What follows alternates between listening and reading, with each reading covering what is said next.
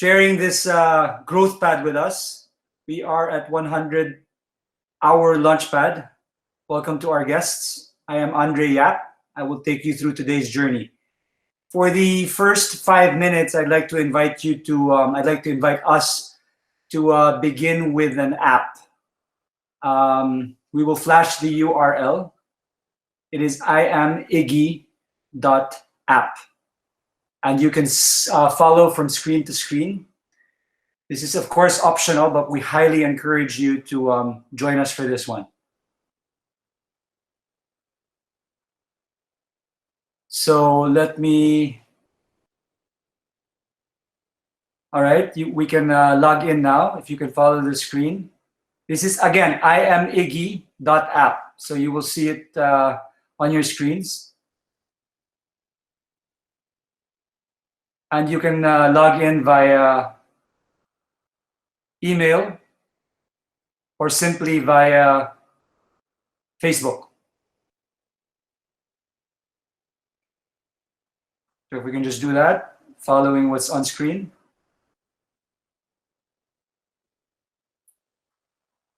And then you will see I'd like to acknowledge my colleague Karen, whose account we are using. So we are now on the 100-hour Launchpad webcast. And if you could go to stop number 1, which is the growth quotient. And you can take a 3-minute intake form.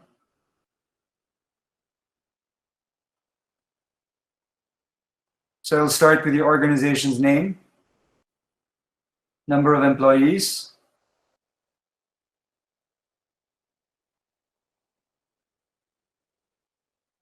and when you're done with that, you can just click next, and you will be in the first of 4 pages.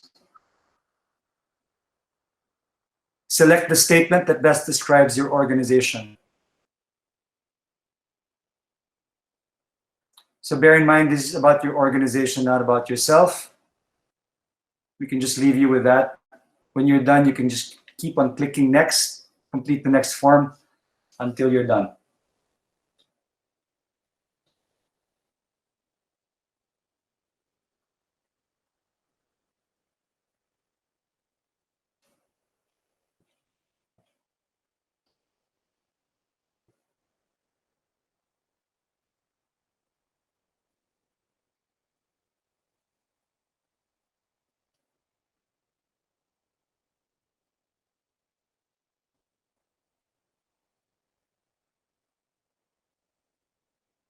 So Karen is doing this real time.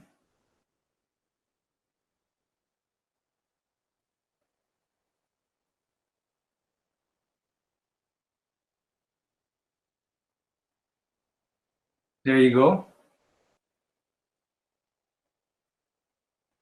Okay. Yeah. So when you're done, you just click next, and you will be right back in the main menu.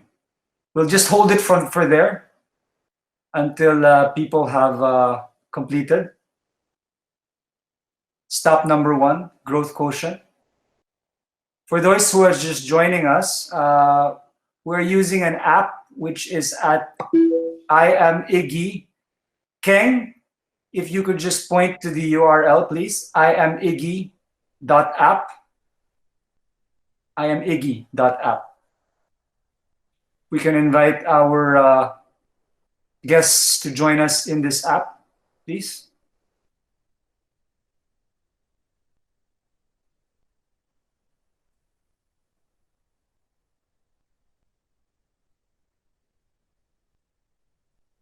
Once you get logged into the app, again, via your email or via link to Facebook, you can go ahead and complete just stop number 1, please. We're at stop number 1, GQ, growth quotient.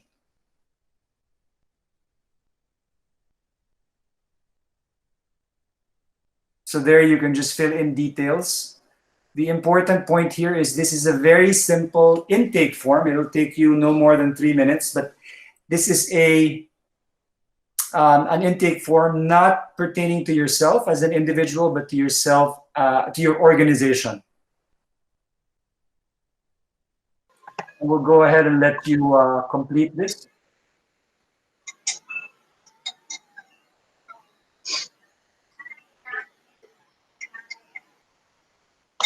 If we can ask you, our guests, to please turn off your mics.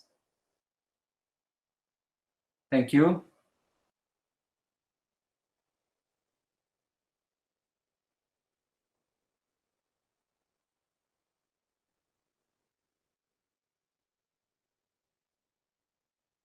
Okay, so our colleague Karen is screencasting just to guide you.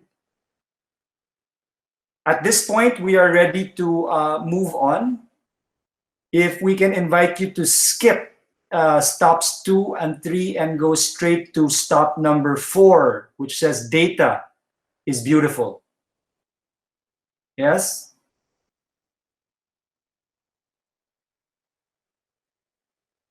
So in this case, we should run the numbers. Gerald, have we ran the numbers?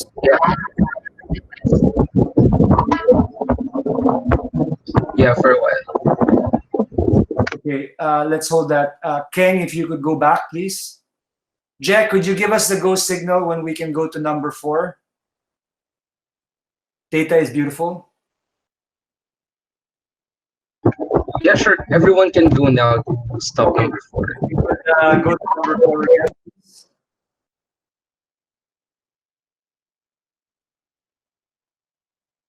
Karen, number 4. Okay, I think you need to refresh. We need to refresh our screens.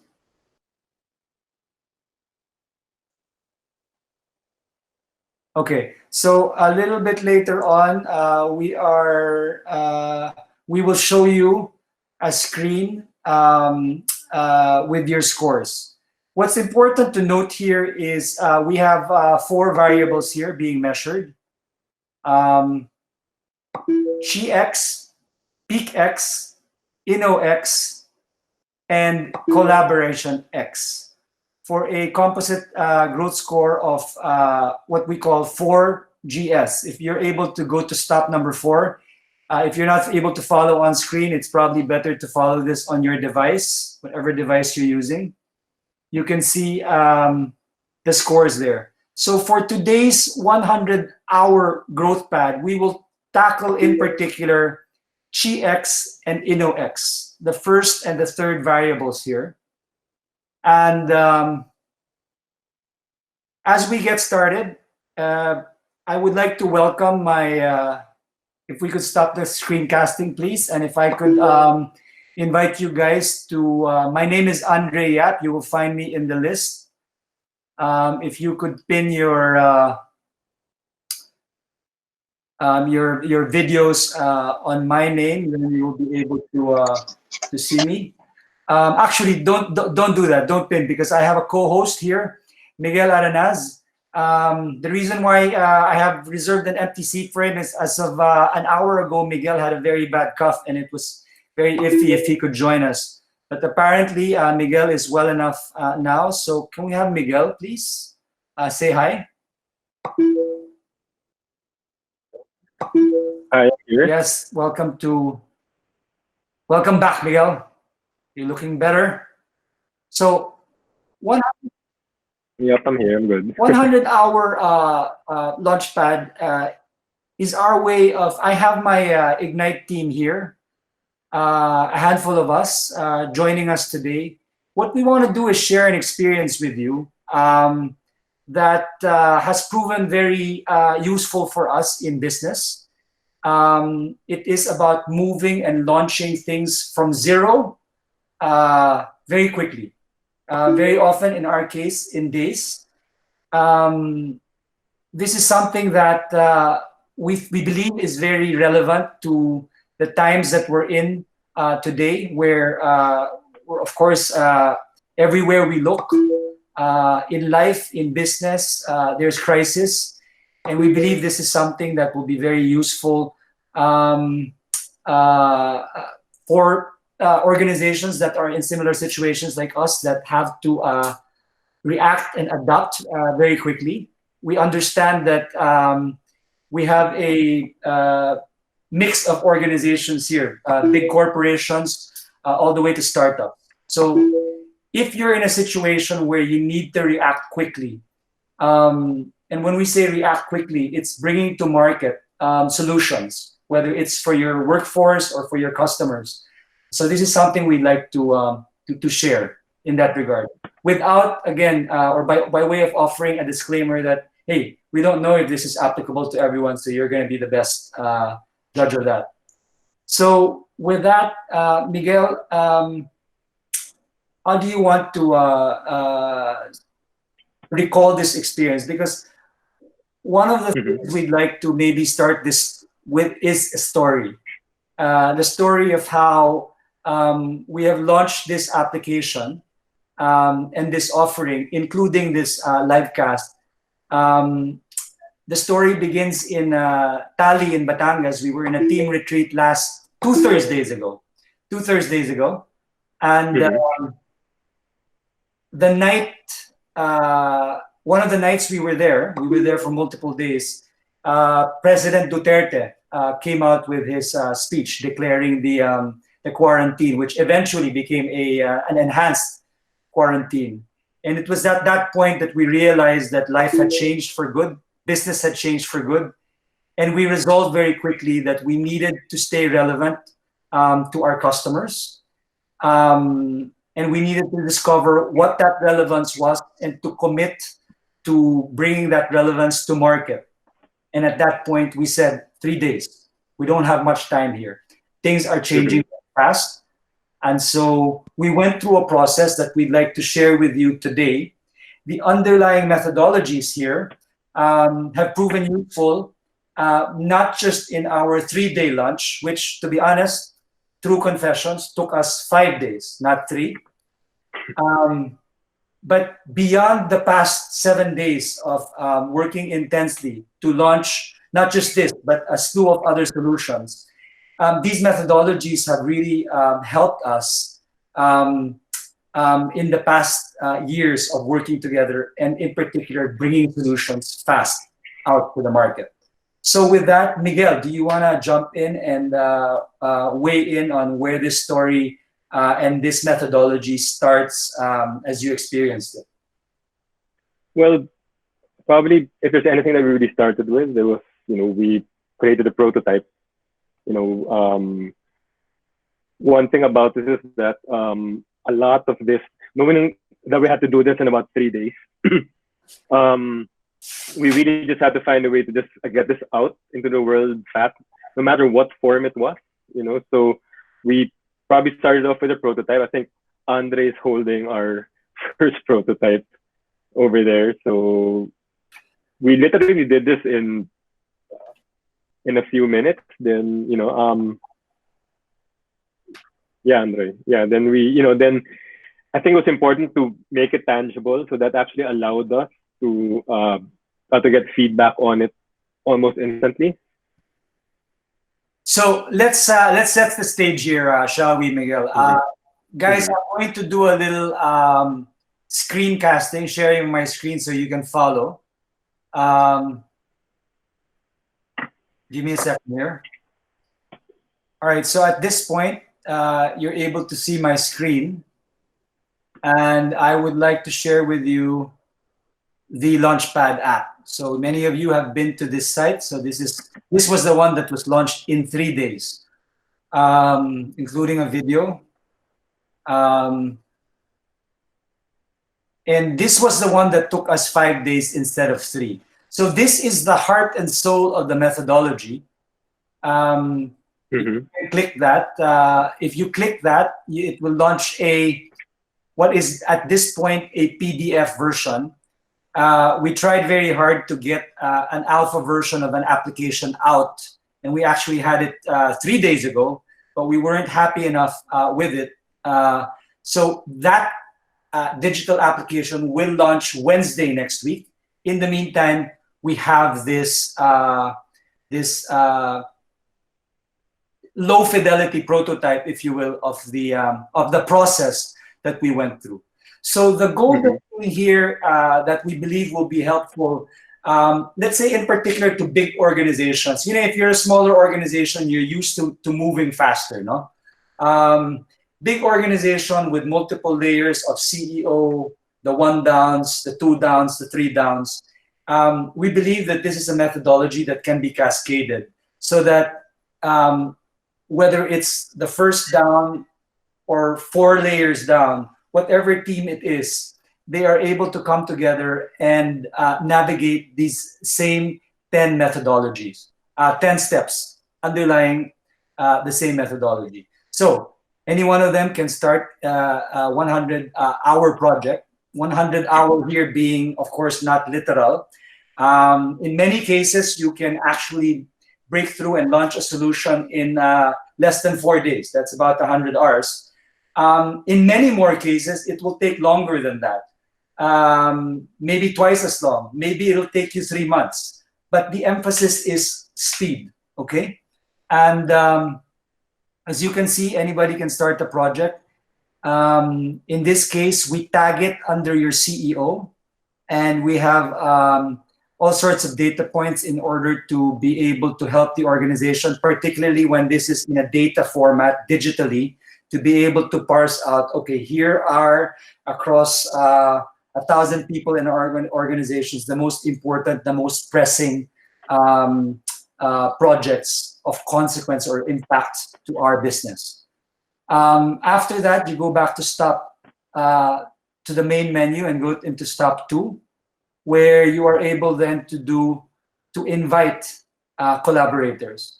And this is where the magic begins to happen. As you know, after I take you through this page number 4, I'm going to go back to our faces so that we can come back and exchange stories about how this happened, starting with those days in Tali and Batangas. No? So the magic here is, besides these stepwise processes, is that in each of these steps, what we follow is a highly collaborative but agile process at the same time. It begins with a solo workout. So when Miguel mentioned prototypes, each member completes their own notes in response to prompts. So the prompts have to do with, for example, stop number 3 is zeroing in on your target stakeholder, or zeroing in on impact, vision of impact, which is stop number 5. So each person in the team does a solo workout. And in our case, Miguel, correct me if I'm wrong, the first solo workout, I believe we allocated literally 5 minutes, no? About. I mean, it was just a matter of just getting something done rather than overthinking it. Yes. So this is a notion that's going to prove to be very useful, and at the same time very much, shall we say, counterintuitive, counterinstinctive to the way most of us work, right? So in this solo workout was 5 minutes, and then we went into peer exchange. No, so we exchanged and showed each other what went on in the 5 minutes in our head, and then from there we went into multiple rounds of iterations based on feedback we heard from each other.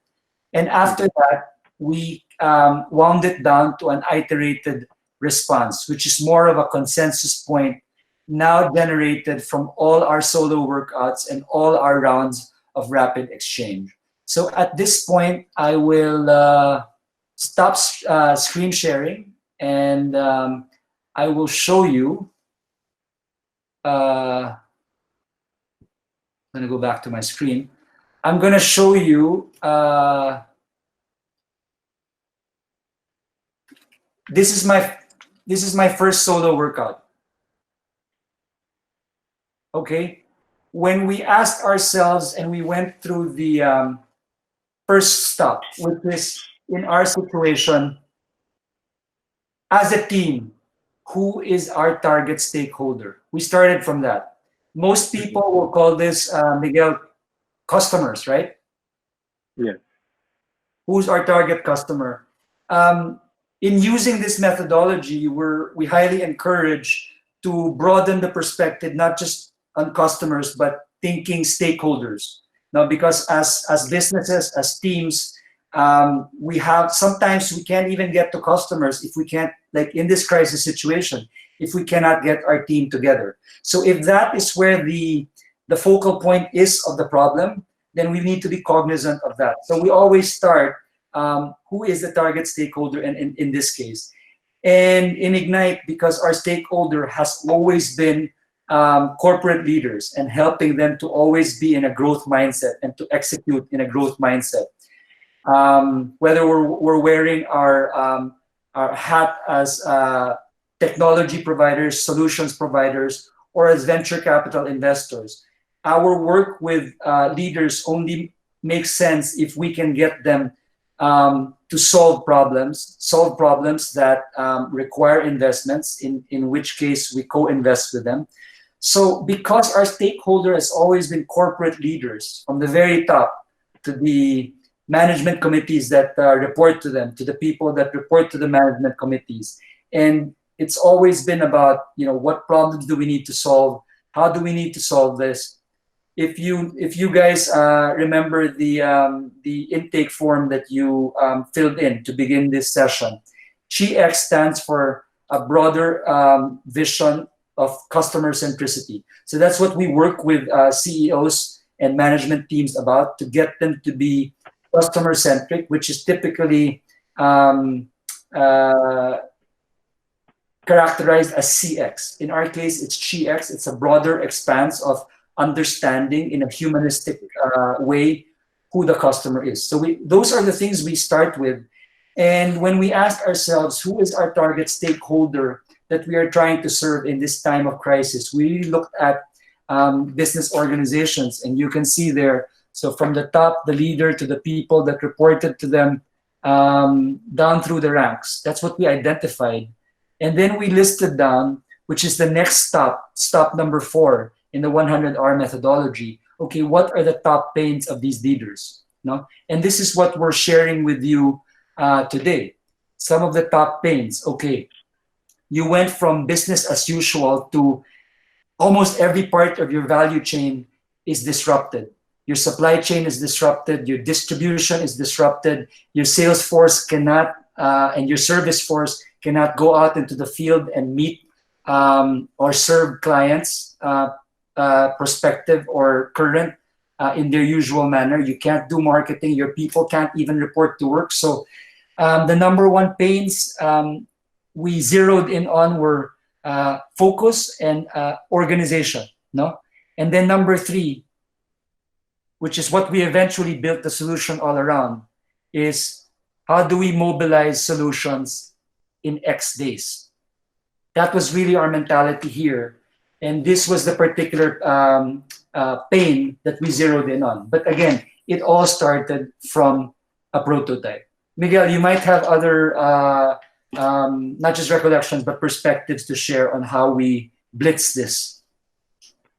Well, the thing about prototypes, especially in this time of uncertainty, it actually allows us to see the value of certain ideas very early on in the process. So versus, spending time planning things out, really just having that agility to actually show things.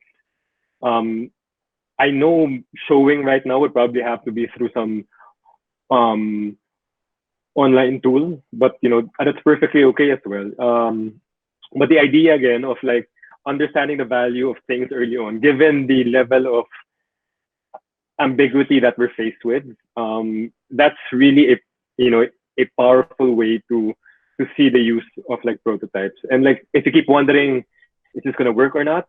I think the best is really just to show out. Just to show it and see where it leads.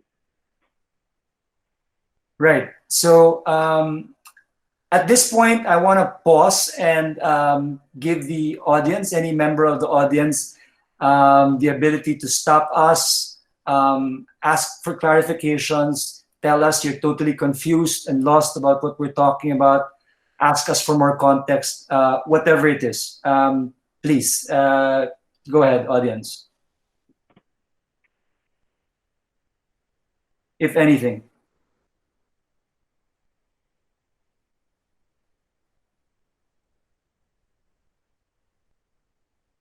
Floor is open for questions or comments. Remember to unmute your mics. It's happened to me several times already in this new world of remote working where I'm speaking and nothing's coming out because I'm muted. Okay, no worries. At this point, let me go back to screen sharing. I would like to go on with the methodology that I was sharing a while ago.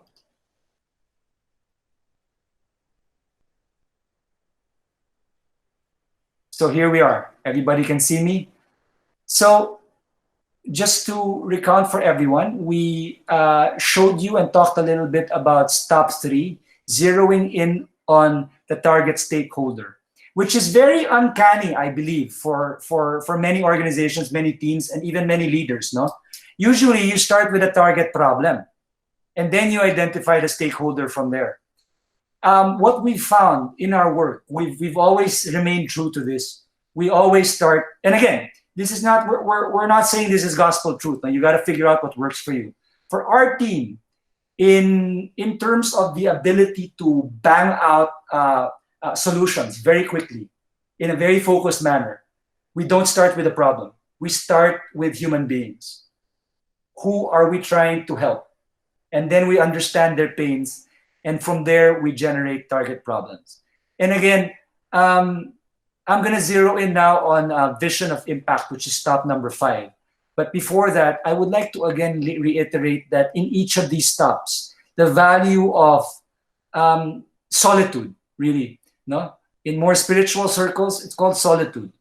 Allow your people to work first as individuals to get their creative and intuitive juices in particular flowing, or if not their intuitive juices, maybe they have empirical evidence or direct experience with this. So allow everyone to do that, but do it fast.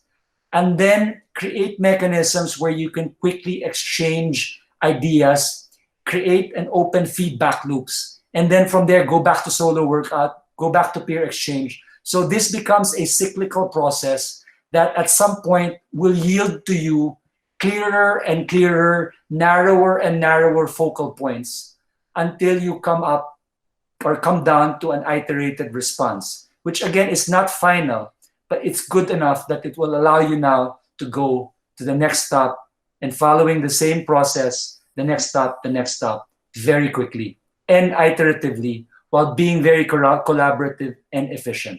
No? So with this, let's go on to very quickly, I'll show you the form for stop number 3. So describe the target stakeholder who will benefit from this project. And it's very important. So this is description. This is not just labeling them as customer who shops. I mean, describe them and how they will benefit from this. And equally important is we want you to understand and make it personal. How have you encountered them in meaningful ways? And why do you care about solving their problems, right? Some guide parameters. Are they customers? Are they workforce? Are they partners? Are they others? Etc. And again, you go through the same cadence of solo workouts, peer exchanges, cycling through that as 2 to 3. In our cases, Miguel, how many rounds did we use in order to identify our iterated response in Tally? Well, in Tally, we did about 2 or 3. Yeah, about 2 before we zeroed in. No? Some of us, for example, did not zero in on leaders. Some of us talked about, well, we need to serve employees, particularly people who have been displaced because they're a contractual part of our workforce, etc., etc. So we went through several rounds of feedback, why or why not, what the issues are with serving this constituent, that stakeholder, and then until we got to the iterated response, which is zeroed in on corporate leaders, particularly the hierarchy of CEO to Mancom to 1 dance to 2 dance and so on. So from there, again, going through the process, and then moving on to stop number 4, which is describe now the key pain points of our target stakeholder. And that's the number 1, 2, and 3 that I showed you in the sketch a while ago. That was literally a sketch that I did. which was three things, three pain points: sudden lack of focus, the usual familiar focus of leaders and their teams, now replaced by disorientation, panic, being overwhelmed, being clueless about what's next, not just about their business and the various aspects of their business, but about life, what's going to happen to me tomorrow, to my family, etc. And then the second pain point, disorganization of people and teams, because everyone is personally and professionally, afflicted and worrying. And then number three pain point, okay, how do I quickly mobilize solutions in days? How do I as the CEO, how do I as head of sales, how do I as head of HR, it can't be business as usual. This pandemic is not going to wait for us. The value chain, the customer is not going to wait for us. So very quickly being able to go through that. And then zeroing in on the target problem. And then stop number 5, which is the vision of impact. Very important, because this crystallizes what your vision is of the solution. So if you notice stops 1 to 5, in particular 3 to 5, there's a soft delineation here. It's like you're crossing a boundary. Within up to stop number 5, it's what Miguel famously calls problem discovery, whereas 6 to 10 are now about problem solving. So now Miguel is going to take us through his Miguel comes to us not just as a member of the Ignite team, but many years of having gone through the Stanford D School, IDEO, and working with many of our top corporate innovators in the Philippines. So he has a particularly valuable and powerful point about focusing on problem discovery, particularly in times of crisis. And if you really want to bang things out fast that are powerful and resonant with your, there's a counter impulse here, which is, hey, let's skip problem discovery. We know the problem already. Let's just jump right into problem solving, ideas, when you're in a hurry. But counterintuitively, Miguel is here to tell you why not, why we need to spend time on problem discovery. Go ahead, Miguel. Yes. Yeah. So the idea really around problem discovery is that you should treat a problem discovery as I see problems as a prototype as well. You can't expect to get the problem right the first time. The thing is, if we're solving the wrong problems, we'll probably end up with the wrong solution. So I guess it's our belief that it's best to actually convene people around questions rather than solutions. All right. And what does this mean? It's basically, why can't you brainstorm around problems in the same way that you brainstorm around a certain ideas? And it's proven to be such a powerful tool, because if you're asking the right questions, there's almost this natural tendency for it to actually lead to solutions that are relevant and impactful, versus if you're answering the wrong question and all of a sudden what you're building has nothing to do with actually what matters to humans, to your users, to your customers. So we pay a lot of attention to this fact. If you look at the form, at the toolkit that we shared, we did this in Tally, where we basically wrote different problem statements that came out of the not just solo workouts, but the peer exchanges, and from there, those written problem statements actually acted as prototypes for us. So we were getting feedback around those things, and a lot of the companies I work with don't spend that much time understanding, is this question actually worth solving or not? And I've seen it. I read somewhere that great innovations come from great questions. I think it was Warren Berger that said that, and in fact, that's the reality for innovation, especially when you're in a very ambiguous environment where there are actually more questions than answers available. You should have this ability to see, is this actually a good question we should be solving? So I'm going to jump right back in by sharing, going back to our screen, no? Screen sharing. Why are questions so important when you're in a hurry to bang out solutions in a matter of hours? No, because when you're banging out solutions very quickly, the natural, obvious outcome is you will get a lot of things wrong, and that's okay. Yeah. Because the only way to get things right is to try things out when you're in a hurry. When the market is not going to wait for you, the pandemic is not going to wait for you. Is to try things out and to let your trial give you feedback and data points about what works and what doesn't work. Now, what is the value of asking the right questions and making sure you're zeroed in on questions and problems worth solving in a scenario like that? Because in the eventuality, inevitability, the sureness that you have to keep on iterating and pivoting, that becomes a lot more inefficient and totally troublesome if you start by solving entirely the wrong question or even problems that are not worth solving because nobody cares about it. Or you got the stakeholder wrong. You did not get the pain point correctly. So what we're saying is start out with the basics.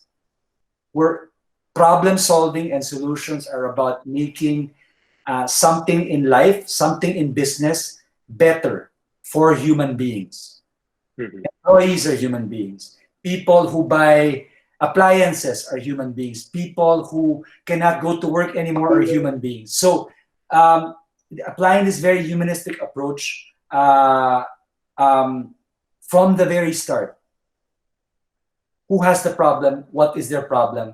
It ensures us that when we make mistakes, we are at least making the right mistakes because it's about the right people. It's about the right problems, right? So all the mistakes can now be focused on finding the right solutions.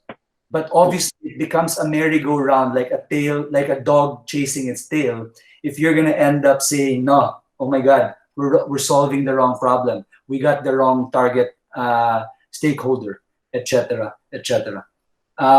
Miguel, do you have anything to add before we open up to questions?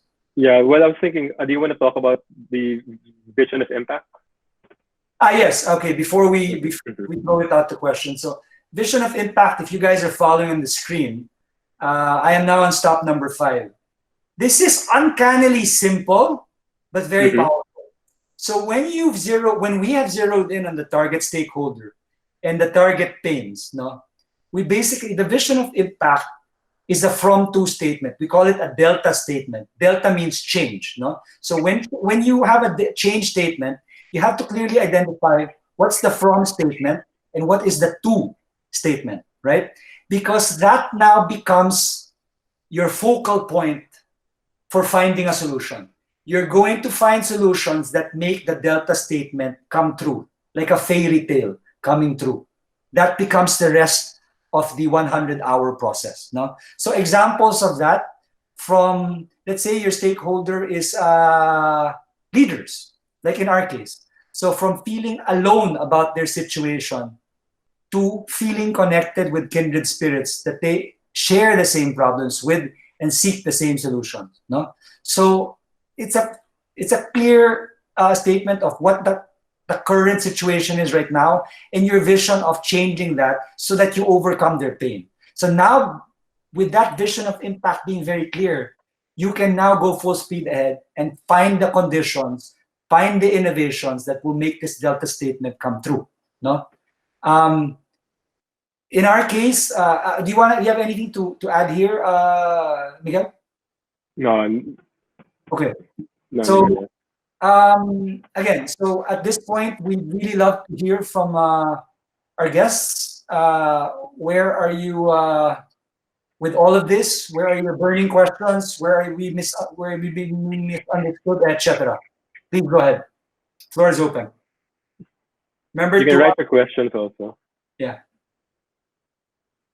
We have Dandy, Alandi.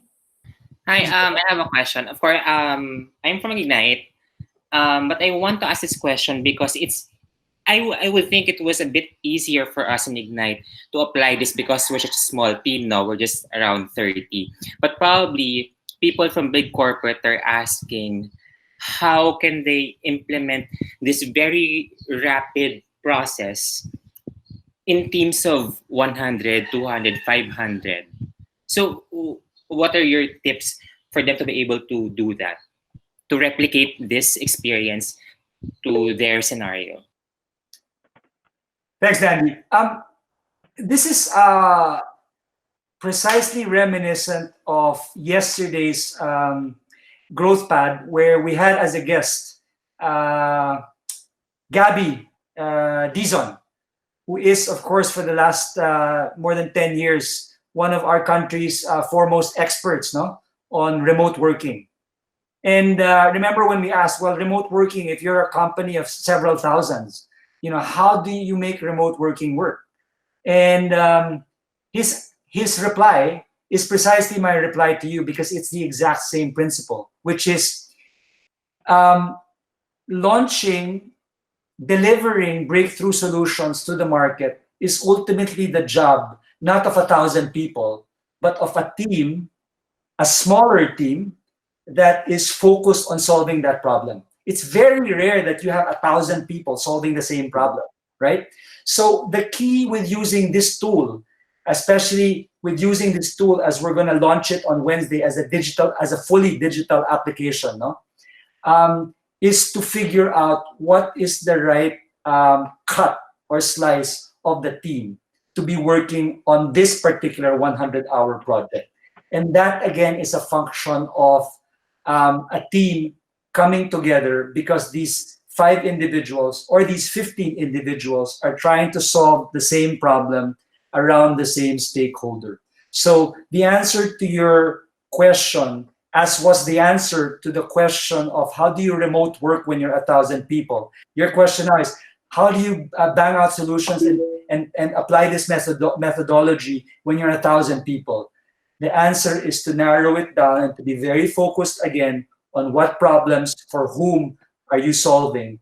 And naturally, a logical team will coalesce around that. And that's the team that should be operating at this 10-stop methodology, no? Doing so the cadence of solo workouts, peer exchanges, and iterations. No? Miguel, do you have anything to add? Yeah, let me just add to, like, I mean, aside from starting small, one thing we have to keep in mind also is that by starting small, people actually naturally gravitate towards success. And so if they see that things are successful, in terms of being able to scale it and grow it, you naturally get people who want to be part of that process. I always use this example. It's similar to how social movements are started. They usually start very small. And then from there, as more and more people see more tangible results, see how it's making an effect in the work they do, they naturally tend towards that versus trying to force it in to everyone, to like all 1,000 people in the company. It doesn't stick if you do it that way, if you're mandating all these things. I'd like to throw in another. I wonder if this is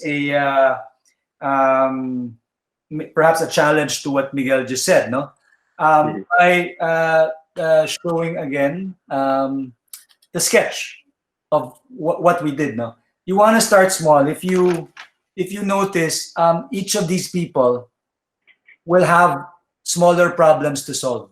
No, and it is these people who now can use these methodologies, these 100-hour Launchpad methodologies, no, to solve whatever problems matter to them and their teams. But they're solving it. You see, nobody is using this as one big organization solving one big problem. Everyone is solving their own problem for their own stakeholder, and therefore they're parsing out and slicing smaller problems to be attacked by smaller teams. But what's the big insight here? Which is why we believe this is very applicable to big companies, especially in this time of pandemic. No, what's applicable here is, look, All the CEO has to do is cascade the same tools, the same methodologies, and by Wednesday, the same app down through its one downs, them to their one downs, and everybody has the same tools to be able now to very quickly go through the 10 stops, no? Go through the same methodologies, each stop doing solo workouts, peer exchanges, and iterations. So it becomes suddenly a very repeatable methodology supported by a very repeatable tool up and down the ranks. And it doesn't matter if you're a company of 30 people like us or 3,000 people, right? As long as you operate within the confines of what problems is this team solving, and this team can therefore now use the 10-step 100-hour Launchpad methodology.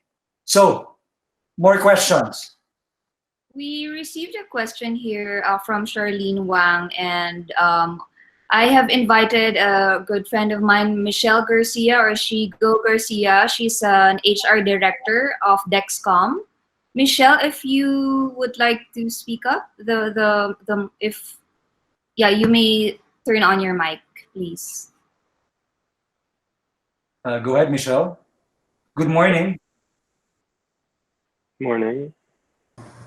Hi, good morning. Can you hear me? Yes, loud and clear. Yeah. Great. No, well, number one, thank you for doing this and thank you for sharing. I just actually typed in two questions. One is how different is the digital version versus the PDF? And will the system have the option for us to collaborate with others outside our organization? Perfect question. So I think to answer this, Michelle, best that I do a screen sharing again. No? And while I'm working my way to doing that, I want to thank you. Michelle, I believe you've been to an Ignite or two. Yes. Welcome back.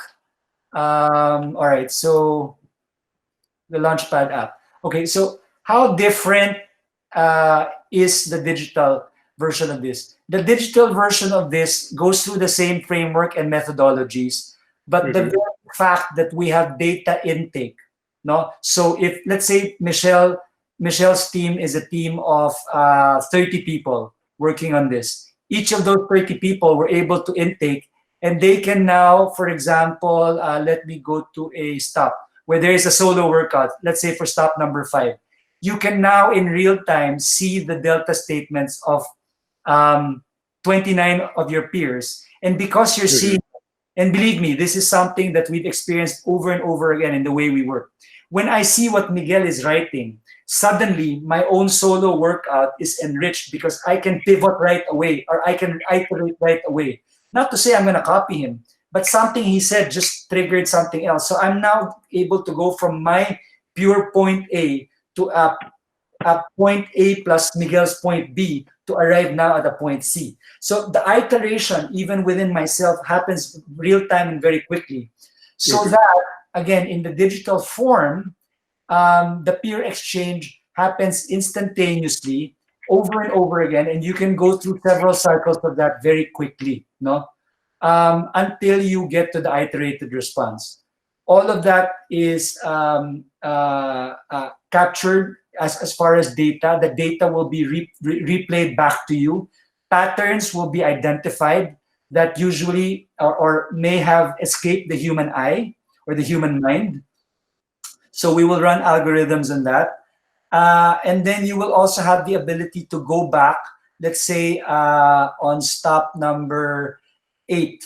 There is, Miguel will correct me if I'm wrong, but as we go through stops 6 to 10, particularly 6 to 9, there will be several iterations, and sometimes we will figure out, you know what, we need to actually go back to stop number 5 and refine our impact. So all of that, you don't have to start from ground zero. You will have the archived version of where you had left off with the iterated response, and you're going to be able to iterate from there. Again, 30 people working simultaneously, absolutely collaboratively, but also instantaneously, iteratively, with feedback loops happening real time. So that's one crucial difference in the digital version. to answer the second point question, which is, am I going to be able to work collaboratively? So we're going to go to stop number 2. No, I'm sorry about the rapid scroll here. I hope you can close your eyes and not get hilo. Stop number 2 is page what? Okay. Well, obviously the advantage of a digital version is you're not going to have to scroll like this. There are paginations and direct links. No. So stop number 2 is invite collaborators. So when you invite collaborators, this is where's the form? Oh, it's not on the PDF form. It's not here. So Michelle, Yeah. full answer to your question is it's up to you to invite collaborators within and outside of your organization. Yeah.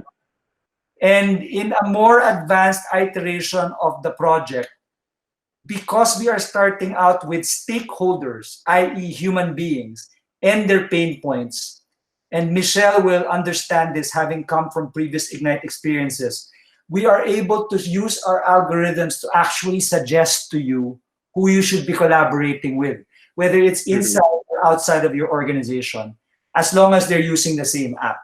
No? So if Michelle will and other Igniters will remember this as the breakout groups. When we do breakout groups in Ignite, it's always algorithmically generated because of data points. And those algorithms basically foster collaborations many times with complete strangers, but premised on shared compassion for the same people who have the same problems. Michelle, does that answer your question? Yep, very much. Thank you, Andre. Thank you very much. Thank you. Yeah. Thanks so much, Michelle. Right now, I can see Crystal Joyce Dapelos. We would like to know what organization you belong to. If you can just please. Yeah, I work with Michelle from Dexcom also. Nice. We have some people here. You mentioned Grax that we had a question from, was it Charlene? Yes. Yeah. You want to shoot us that question? Charlene, are you? Yeah, actually, Andre answered my question very clearly a while ago, so I'm good for that now. I was gonna ask, how do you avoid too many cooks spoil a dish? But Andre explained it very clearly that you start with the small groups, showing his prototype, and then cascade and cascade and the cascade. So that's all good. I'm actually more curious about Crystal's question now. Christelle has a question. Go ahead, Christelle. So the question is, if you're the leader of the organization and let's say there are 4 or 5 launch pads going on, will you be able to have line of sight of all these things? Absolutely. Great question, Christelle. So actually, Miguel and I being the chief architects of this application, we had a lot of fun actually solving this particular problem of not just giving CEOs, if the CEO is the leader you're talking about, or the head, line of sight. No, in 100H Launchpad, we wanted to get rid of the friction because we want it fast. No, so you don't need to create an organizational account. So Ayala Corporation, if they wanted to use it across 80,000 people, nobody needs to create an enterprise account for Ayala, for Globe. You just tag it to your CEO. You mention who your CEO is, and all the projects tagged to the CEO, we can deliver instantaneously a dashboard that will show the CEO what the projects are, who the project leads are, who the project members are, and to be able to sort the projects according to impact on customers, on revenues, on costs, on operations, on workforce. So it's and to be able to then to look at each project and see where they are, and then to be able to then parse out resources and say, these top 10 projects that impact revenue, or these top 10 projects that impact workforce or customers, we really need to solve this. Here's more resources for them. So yes, absolutely, we can do that. Thank you. Appreciate it. Thank you. Thank you. Yeah. Any more? We're at 11:29. So if you will allow me, I'm going to race very quickly to another screen sharing. No, I invite all of you to also go to 100hours.bc, so you can capture what I'm about to share here. This will be a good summary, especially for those of you who manage a lot of people, whether you're the CEO or you're the head of HR or you're the head of sales, when you have a lot of people under you. So where is that? I'm going to go now. I'm going to leave the application, the PDF, which again will be a digital app by Wednesday. Fingers crossed. And I'm going to go through the site and 6 ways to maximize 100-hour Launchpad, especially in our time of pandemic. No, well, number one, which is not even one of the 6 ways, is all of this is remote friendly. No, doesn't require you to be face to face with each other. But here are 6 things. No, and these 6 things, I'd like to point out, they now veer away from much of our conversation through this past hour, which has been focused on methodology and how. No? In contrast, these 6 points are all about people. Look at them. They're all about people and your teams and your organization. No? For example, refocusing your people. It's no secret that with what's going on, there's so many distractions, to say the least. No, there's so much panic and fear. Sometimes it's hysteria. Giving them the Launchpad, giving them step by step, and then within each step, the cadence of, hey, you're supposed to work on this as an individual first, because then in 5 minutes or in 10 minutes, 20 other people are going to be looking at your answer. And then we're going to compare notes, and then we're going to keep on going step after step after step in order to be able to launch this solution for some real human being. That's a very powerful way to focus people. No, another one, I'll just skip. I'm not going to cover all these. You're free to expand, collapse these. But in crisis situations like this, I'm really excited because this is when stars emerge. No. That stars, especially that defy titles, ranks, tenure. No, it's all about meritocracy when you're in a crisis like this. And using the 100-hour Launchpad methodology, those tools, this is a tool that's really tailor-made to make stars. People who really want to solve problems, they will shine using a 100-hour Launchpad. Number 4, and I'll end with that. Jumpstart growth as a core capability. Whether this crisis pandemic lasts for 100 days, 2 more weeks, or God forbid, many more months, we all have to go back eventually to life as usual. And business as usual is always going to be about growth. And 100-hour Launchpad socializes and educates and trains your people by dint of doing, not by dint of training. We're not going to do workshops, no, but by dint of doing and going through the cadence over and over again. How to be things like innovative, things like agile, things like customer-centric. No, they will be trained in it, and all of those things constitute growth as a company capability, but also as an individual capability. No, with that, we don't want to sit on your time. We're already 3 minutes over. I will switch back. I will kill this screen sharing and close this with a very important point. Which before I get into it, look at number 5. Anchor our people in service and mission. With that, I will stop my screen sharing and end this webcast with these words. No? Anchor our people in service and mission. I made it a point today to wear all white in honor of our doctors and healthcare workers who are in the front lines of this war, giving their lives. No, I want to honor them, and I would like to stop now with maybe a few moments of silence to remember these heroes, to honor them.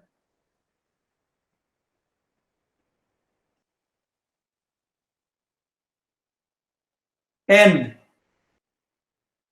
to remind all of us that we all have our own roles, our own battles to fight, to contribute to this battlefield, no? To this war. This is ours.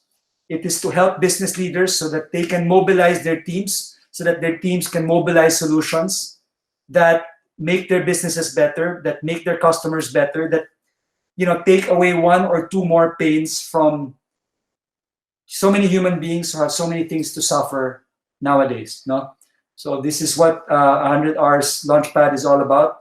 We do these live casts every Tuesdays and Thursdays. There is so much in the methodologies and in the 100-hour Launchpad to cover. We could spend an entire session like this just on one stop. So we look forward to seeing you again. Invite your friends, invite your colleagues. We do not mind if your entire team shows up and joins us here. Next one is same time, next Thursday, 10:30. I leave it to my team now to close this up.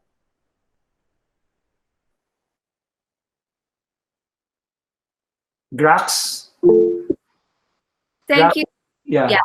Remind them also about tomorrow's. Yeah, so tomorrow we do have a special guest. His name is James Hargrove. He is from Viventis Search Asia, and he will be talking about AQ and grit, or how can we become stronger in times of adversity? How can we use our grit or growth, resiliency, instinct, or tenacity at this very difficult time? So we hope to see you at 2 p.m.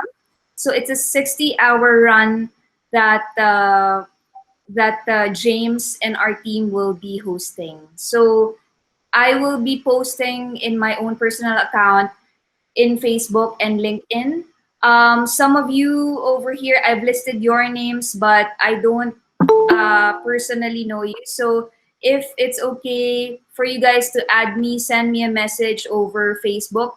My name is Grace Cagaschan. You can see it over here in my name. I would love to connect with you guys. So we'll see you again tomorrow, and thanks a lot. Back to you, Andre. Yeah, that should be a really good one with James. No, I believe the underlying methodology also comes with a lot of empirical science to it. It's imported, I believe, from Canada. Now I forget the name of the. I think it's Peak. It's some outfit from Canada. Yeah. Yeah, there's a best-selling book about it, Adversity Quotient, AQ, as they call it. Obviously very relevant to these times. No? So that'll be something to look forward to.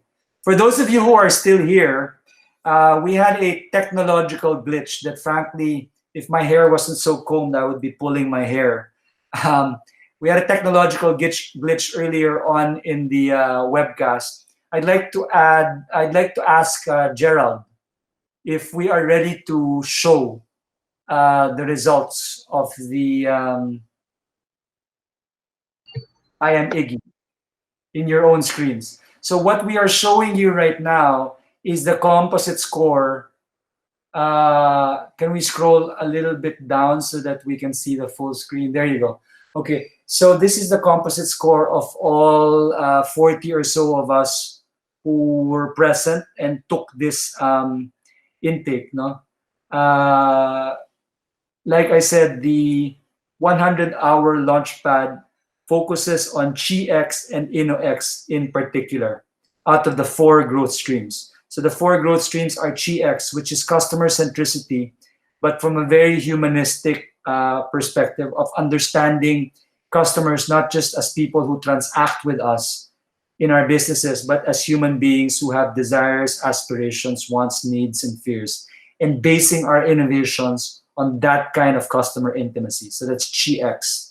And that's a core methodology that we employ in 100-hour Launchpad. And the other one is InnoX, which is now the agile method of problem solving and developing innovations. The rest had to do with PeakX and CollabX. PeakX has to do with nurturing an organization composed of teams and individuals who are very dialed into their sense of purpose and mission. So that when we come into adverse times like this, they are the ones who will show grit and resilience and perseverance to stick it out and serve their markets until the end. No? Of course, the 4GS, the very bottom number there, is your composite score across the 4 growth streams. I would like to add that we're seeing very high scores across the board. I think this is tainted by the disproportionate number of startup teams also that were in attendance today. I saw a number of startup people who built many successful businesses, but still are very used to these types of methodologies. So at this point, our webcast is officially over. I'm gonna stick around again. I will be around, by the way, if anybody has questions for the next half hour or so. Huh? So just stick around, or if you prefer more privacy, just private message me. And I'm happy to, myself or Miguel. Miguel, if you have any questions or comments.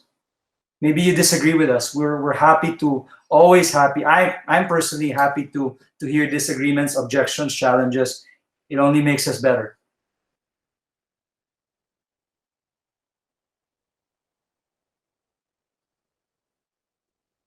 On that note, I should mind my manners and thank everybody for joining us, and assure you that as much as you're welcome to stay, if you want to stay, you are also welcome to say goodbye, and hopefully see you on Thursday.